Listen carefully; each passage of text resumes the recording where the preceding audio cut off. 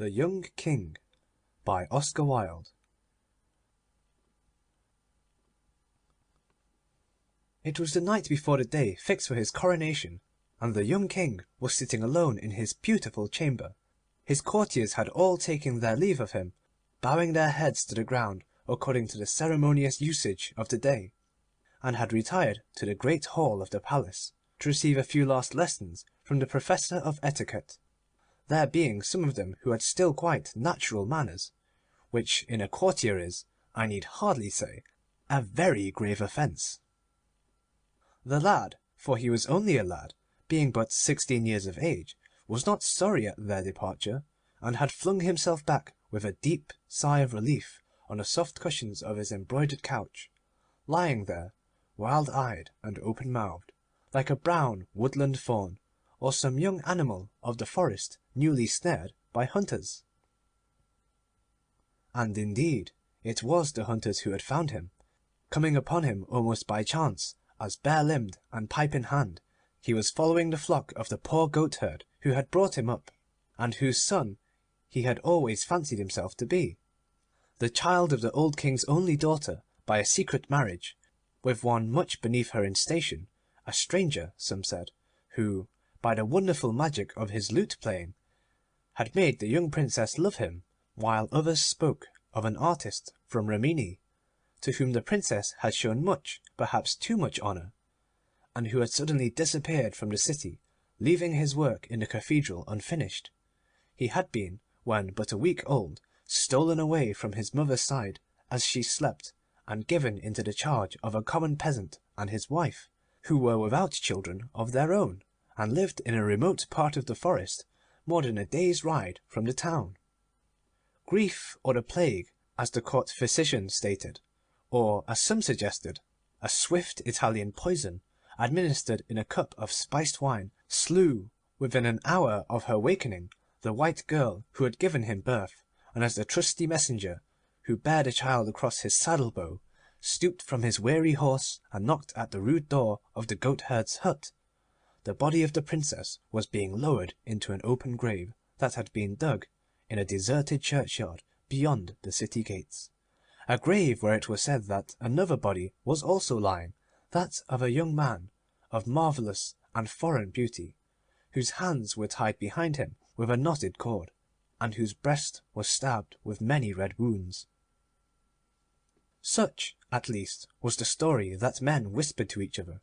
Certain it was the old King, when on his death-bed, whether moved by remorse for his great sin, or merely desiring that the kingdom should not pass away from his line, had had the lad sent for, and, in the presence of the council, had acknowledged him as his heir. And it seemed that from the very first moment of his recognition he had shown signs of that strange passion for beauty that was destined to have so great an influence over his life. Those who accompanied him to the suite of rooms set apart for his service often spoke of the cry of pleasure that broke from his lips when he saw the delicate raiment and rich jewels that had been prepared for him, and of the almost fierce joy with which he flung aside his rough leathern tunic and coarse sheepskin cloak. He missed, indeed, at times the fine freedom of his forest life, and was always apt to chafe at the tedious court ceremonies that occupied so much of each day. But the wonderful palace, joyeuse as they called it, of which he now found himself lord, seemed to him to be a new world, fresh fashioned for his delight, and as soon as he could escape from the council board or audience chamber, he would run down the great staircase with its lions of gilt bronze and its steps of bright porphyry, and wander from room to room and from corridor to corridor, like one who was seeking to find in beauty an anodyne from pain, a sort of restoration from sickness. Upon these journeys of discovery, as he would call them, and indeed they were to him real voyages through a marvellous land, he would sometimes be accompanied by the slim, fair-haired court pages with their floating mantles and gay fluttering ribands, but more often he would be alone, feeling through a certain quick instinct, which was almost a divination, that the secrets of art are best learned in secret, and that beauty, like wisdom, loves the lonely worshipper. Many curious stories were related about him at this period. It was said that a stout burgomaster, who had come to deliver a florid oratorical address on behalf of the citizens of the town, had caught sight of him kneeling in real adoration before a great picture that had just been brought from Venice, and that seemed to herald the worship of some new gods. On another occasion he had been missed for several hours, and after a lengthened search had been discovered in a little chamber in one of the northern turrets of the palace, gazing, as one in a trance, at a Greek gem carved with the figure of Adonis. He had been seen, so the tale ran, pressing his warm lips to the marble brow of an antique statue that had been discovered in the bed of a river on the occasion of the building of the stone bridge, and was inscribed with the name of Bithynian, slave of Hadrian. He had passed a whole night in noting the effect of the moonlight on a silver image of Endymion. All rare and costly materials had certainly a great fascination for him, and in his eagerness to procure them he sent away many merchants, some to traffic for amber with the rough fisher-folk of the North Seas, some to Egypt to look for that curious green turquoise which is found only in the tombs of kings, and is said to possess magical properties, some to Persia for silken carpets and painted pottery, and others to India to buy gauze and stained ivory, moonstones and bracelets of jade, sandalwood and blue enamel, and shawls of fine wool. But what had occupied him most was the robe he was to wear at his coronation, the robe of tissued gold, and the ruby-studded crown, and the sceptre with its rows and rings of pearls. Indeed, it was of this that he was thinking to-night, as he lay back on his luxurious couch, watching the great pinewood log that was burning itself out on the open hearth. The designs, which were from the hands of the most famous artists of the time, had been submitted to him many months before, and he had given orders that the artificers were to toil night and day to carry them out, and that the whole world was to be searched for jewels that would be worthy of their work. He saw himself in fancy standing at the high altar of the cathedral in the fair raiment of a king, and a smile played and lingered about his boyish lips, and lit up with a bright lustre in his dark woodland eyes. After some time he rose from his seat, and leaning against the carved penthouse of the chimney, looked round at the dimly lit room. The walls were hung with rich tapestries representing the triumph of beauty. A large press, inlaid with agate and lapis lazuli, filled one corner, and facing the window stood a curiously wrought cabinet with lacquer panels of powdered and mosaiced gold, on which they were placed some delicate goblets of Venetian glass, and a cup of dark-veined onyx. Pale poppies were broidered on the silk coverlet of the bed, as though they had fallen from the tired hands of sleep, and tall reeds of fluted ivory bare up the velvet canopy, from which great tufts of ostrich plumes sprang, like white foam, to the pallid silver of the fretted ceiling. A laughing narcissus in green bronze held a polished mirror above its head. On the table stood a flat bowl of amethyst. Outside he could see the huge dome of the cathedral looming like a bubble over the shadowy houses, and the weary sentinels pacing up and down on the misty terrace by the river. Far away in an orchard a nightingale was singing. A faint perfume of jasmine came through the open window. He brushed his brown curls back from his forehead, and taking up a lute, let his fingers stray across the chords. His heavy eyelids drooped, and a strange languor came over him. Never before had he felt so keenly, or with such exquisite joy, the magic and the mystery of beautiful things. When midnight sounded from the clock tower, he touched a bell, and his pages entered, and disrobed him with much ceremony, pouring rose water over his hands, and strewing flowers on his pillow. A few moments after that they had left the room. He fell asleep, and as he slept he dreamed a dream, and this was his dream.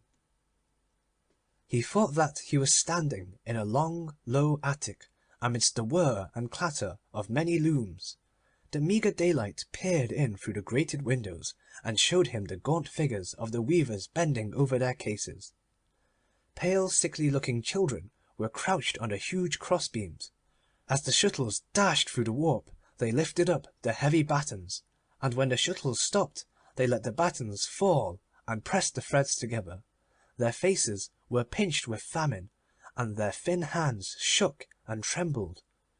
Some haggard women were seated at a table sewing. A horrible odour filled the place. The air was foul and heavy, and the walls dripped and streamed with damp.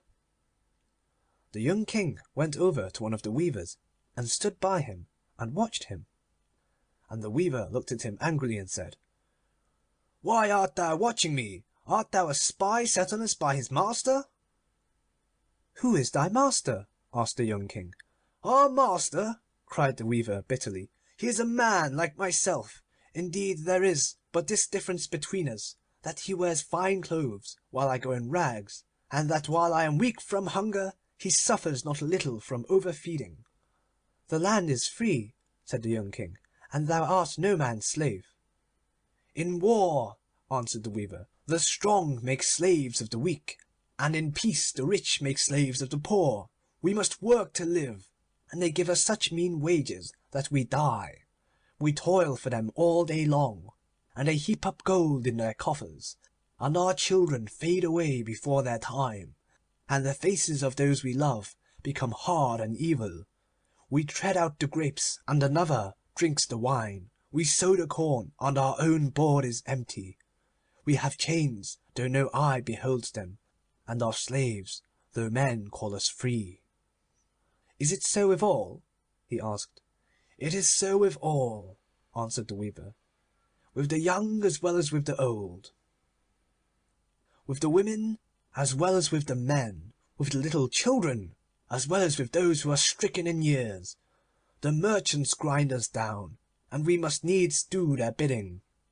The priest rides by and tells his beads, and no man has care of us. Through our sunless lanes creeps poverty with her hungry eyes, and sin with his sodden face follows close behind her.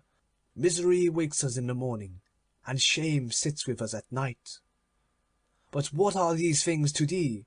Thou art not one of us. Thy face is too happy."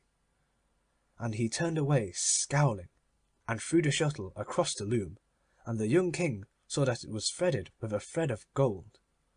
And a great terror seized upon him, and he said to the weaver, "What robe is this that thou art weaving?" "It is the robe for the coronation of the young king," he answered. "What is that to thee?" And the young king gave a loud cry, and woke, and lo! he was in his own chamber, and through the window he saw the great honey-coloured moon hanging in the dusky air. And he fell asleep again, and dreamed, and this was his dream. He thought that he was lying on the deck of a huge galley that was being rowed by 100 slaves. On a carpet by his side the master of the galley was seated. He was black as ebony, and his turban was of crimson silk. Great earrings of silver dragged down the thick lobes of his ears, and in his hands he had a pair of ivory scales. The slaves were naked but for a ragged loincloth, and each man was chained to his neighbour. The hot sun beat brightly upon them, and the negroes ran up and down the gangway and lashed them with whips of hide. They stretched out their lean arms and pulled the heavy oars through the water. The salt spray flew from the blades. At last they reached a little bay, and began to take soundings. A light wind blew from the shore, and covered the deck and the great lateen sail with a fine red dust. 3 Arabs mounted on wild asses rode out and threw spears at them. The master of the galley took a painted bow in his hand, and shot one of them in the throat. He fell heavily into the surf, and his companions galloped away. A woman wrapped in a yellow veil followed slowly on a camel, looking back now and then at the dead body. As soon as they had cast anchor and hauled down the sail, the negroes went into the hold and brought up a long rope ladder, heavily weighted with lead. The master of the galley threw it over the side, making the ends fast to 2 iron stanchions. Then the negroes seized the youngest of the slaves, and knocked his gyves off, and filled his nostrils and his ears with wax, and tied a big stone round his waist.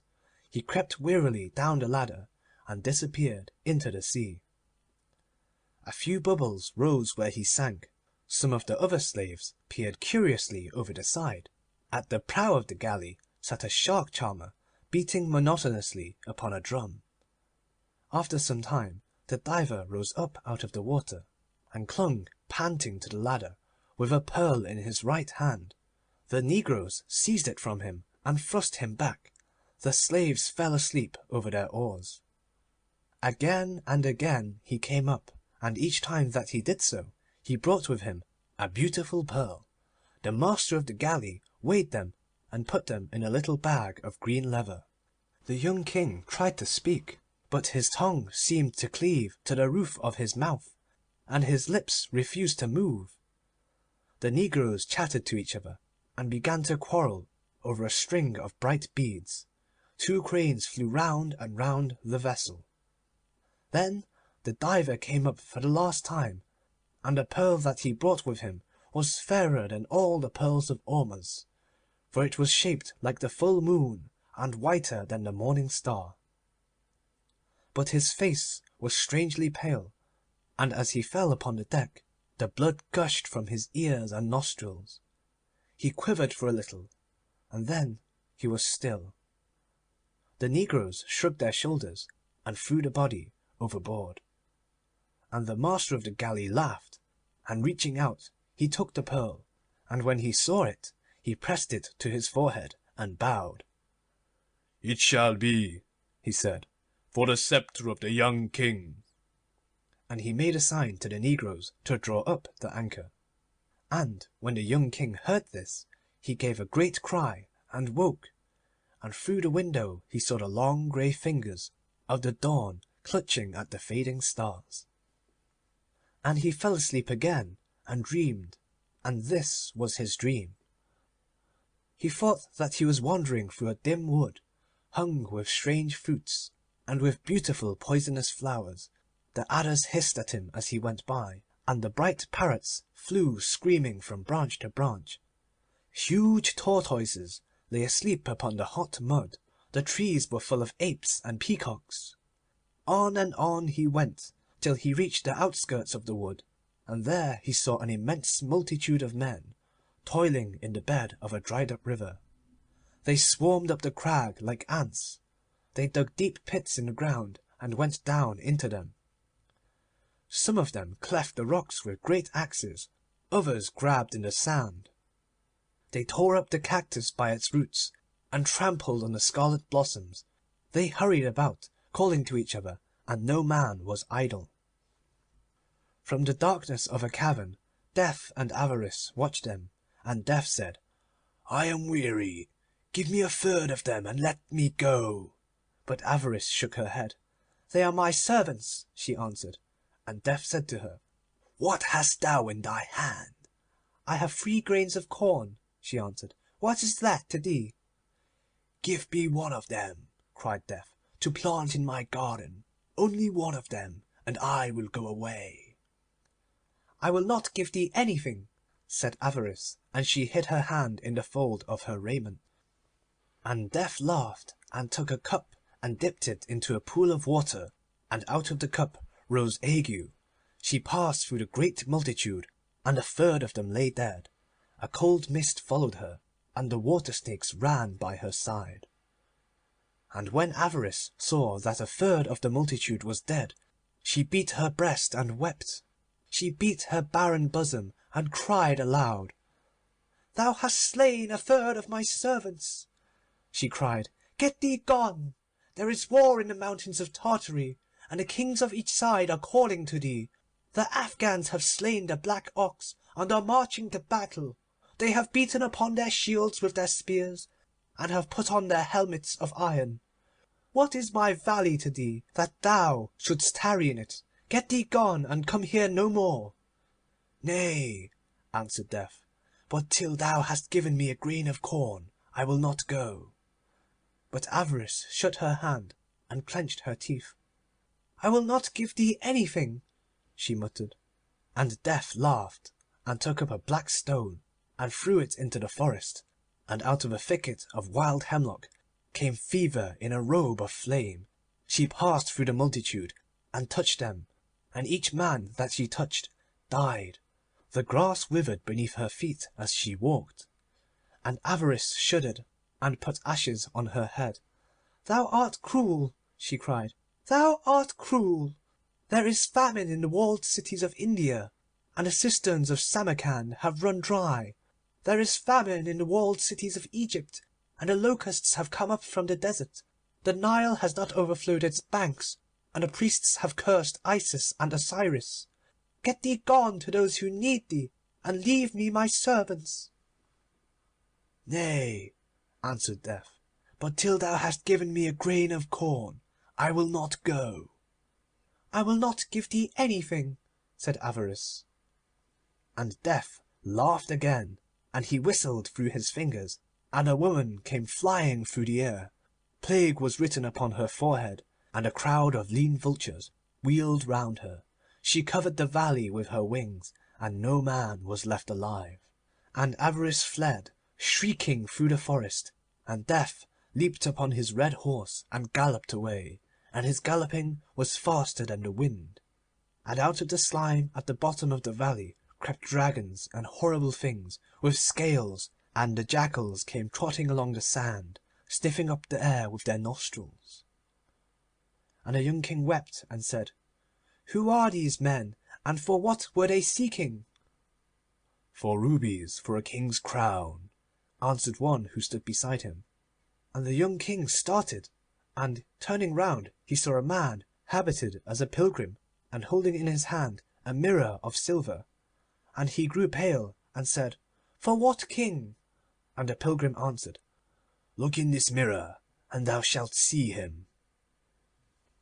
And he looked in the mirror, and seeing his own face, he gave a great cry and woke, and the bright sunlight was streaming into the room, and from the trees of the garden and pleasaunce the birds were singing. And the chamberlain and the high officers of state came in and made obeisance to him, and the pages brought him the robe of tissued gold, and set the crown and the sceptre before him. And the young king looked at them, and they were beautiful, more beautiful were they than aught he had ever seen. But he remembered his dreams, and he said to his lords, "Take these things away, for I will not wear them." And the courtiers were amazed, and some of them laughed, for they thought he was jesting. But he spake sternly to them again, and said, "Take these things away, and hide them from me. Though it be the day of my coronation, I will not wear them, for on the loom of sorrow, and by the white hands of pain, has this my robe been woven. There is blood in the heart of the ruby, and death in the heart of the pearl." And he told them his 3 dreams. And when the courtiers heard them, they looked at each other, and whispered, saying, "Surely he is mad, for what is a dream but a dream, and a vision but a vision? They are not real things that one should heed them, and what have we to do with the lives of those who toil for us? Shall a man not eat bread till he has seen the sower, nor drink wine till he has talked with the vine-dresser?" And the chamberlain spake to the young king, and said, "My lord, I pray thee set aside these black thoughts of thine, and put on this fair robe, and set this crown upon thy head. For how shall the people know that thou art a king, if thou hast not a king's raiment?" And the young king looked at him. "Is it so, indeed?" he questioned.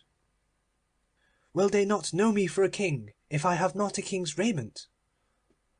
"They will not know thee, my lord," cried the chamberlain. "I had thought that there had been men who were kinglike," he answered, "but it may be as thou sayest. And yet I will not wear this robe, nor will I be crowned with this crown, but even as I came to the palace, so will I go forth from it." And he bade them all leave him, save one page whom he kept as his companion, a lad a year younger than himself. Him he kept for his service. And when he had bathed himself in clear water, he opened a great painted chest, and from it he took the leathern tunic and rough sheepskin cloak that he had worn when he had watched on the hillside the shaggy goats of the goatherd. These he put on, and in his hand he took his rude shepherd's staff. And the little page opened his big blue eyes in wonder, and said smiling to him, "My lord, I see thy robe and thy sceptre, but where is thy crown?" And the young king plucked a spray of wild briar that was climbing over the balcony, and bent it, and made a circlet of it, and set it on his own head. "This shall be my crown," he answered, and thus attired he passed out of his chamber into the great hall, where the nobles were waiting for him. And the nobles made merry, and some of them cried out to him, "My lord, the people wait for their king, and thou showest them a beggar." And others were wroth, and said, "He brings shame upon our state, and is unworthy to be our master." But he answered them not a word, but passed on, and went down the bright porphyry staircase, and out through the gates of bronze, and mounted upon his horse, and rode towards the cathedral, the little page running beside him. And the people laughed, and said, "It is the king's fool who is riding by." And they mocked him. And he drew rein, and said, "Nay, but I am the king." And he told them his 3 dreams. And a man came out of the crowd, and spake bitterly to him, and said, "Sir, knowest thou not that out of luxury of the rich cometh the life of the poor? By your pomp we are nurtured, and your vices give us bread. To toil for a hard master is bitter, but to have no master to toil for is more bitter still. Thinkest thou that the ravens will feed us? And what cure hast thou for these things? Wilt thou say to the buyer, Thou shalt buy for so much, and to the seller, Thou shalt sell at this price? I trow not. Therefore go back to thy palace, and put on thy purple and fine linen. What hast thou to do with us, and what we suffer?" "Are not the rich and the poor brothers?" asked the young king. "Ay," answered the man, "and the name of the rich brother is Cain." And the young king's eyes filled with tears, and he rode on through the murmurs of the people, and the little page grew afraid and left him. And when he reached the great portal of the cathedral, the soldiers thrust their halberts out and said, "What dost thou seek here? None enters by this door but the king." And his face flushed with anger, and he said to them, "I am the king," and waved their halberts aside, and passed in. And when the old bishop saw him coming in his goatherd's dress, he rose up in wonder from his throne, and went to meet him, and said to him, "My son, is that a king's apparel? And with what crown shall I crown thee? And what sceptre shall I place in thy hand? Surely this should be to thee a day of joy, and not a day of abasement." "Shall joy wear what grief has fashioned?" said the young king, and he told them his 3 dreams. And when the bishop had heard them, he knit his brows, and said, "My son, I am an old man, and in the winter of my days, and I know that many evil things are done in the wide world. The fierce robbers come down from the mountains, and carry off the little children, and sell them to the Moors. The lions lie in wait for the caravans, and leap upon the camels.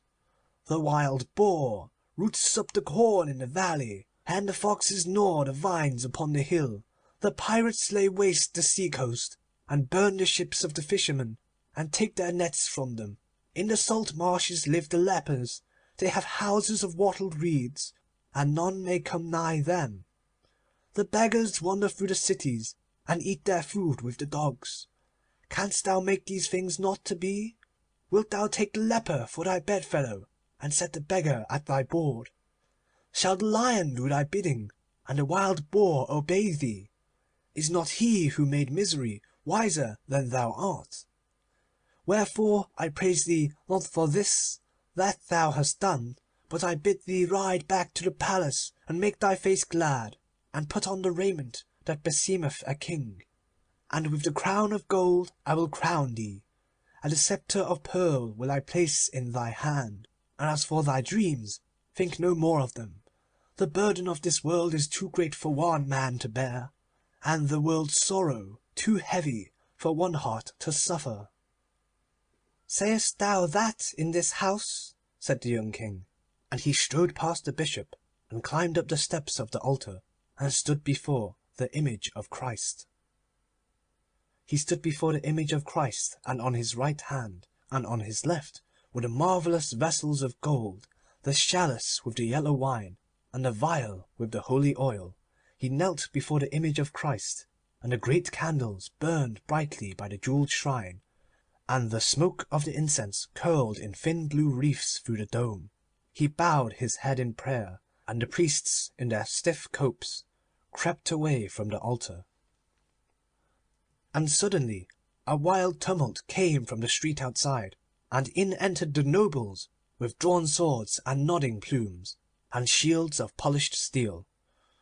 "Where is this dreamer of dreams?" they cried. "Where is this king who is apparelled like a beggar? This boy who brings shame upon our state? Surely we will slay him, for he is unworthy to rule over us." And the young King bowed his head again, and prayed, and when he had finished his prayer he rose up, and turning round he looked at them sadly. And lo! through the painted windows came the sunlight streaming upon him, and the sunbeams wove round him a tissued robe that was fairer than the robe that had been fashioned for his pleasure. The dead staff blossomed, and bare lilies that were whiter than pearls. The dry thorn blossomed, and bare roses that were redder than rubies. Whiter than fine pearls were the lilies, and their stems were of bright silver. Redder than male rubies were the roses, and their leaves were of beaten gold. He stood there in the raiment of a king, and the gates of the jewelled shrine flew open, and from the crystal of the many-rayed monstrance shone a marvellous and mystical light. He stood there in a king's raiment, and the glory of God filled the place, and the saints in their carven niches seemed to move. In the fair raiment of a king he stood before them, and the organ pealed out its music, and the trumpeters blew upon their trumpets, and the singing boys sang. And the people fell upon their knees in awe, and the nobles sheathed their swords and did homage, and the bishop's face grew pale, and his hands trembled. "A greater than I have crowned thee," he cried, and knelt before him. And the young King came down from the high altar, and passed home through the midst of the people, but no man dared look upon his face, for it was like the face of an angel.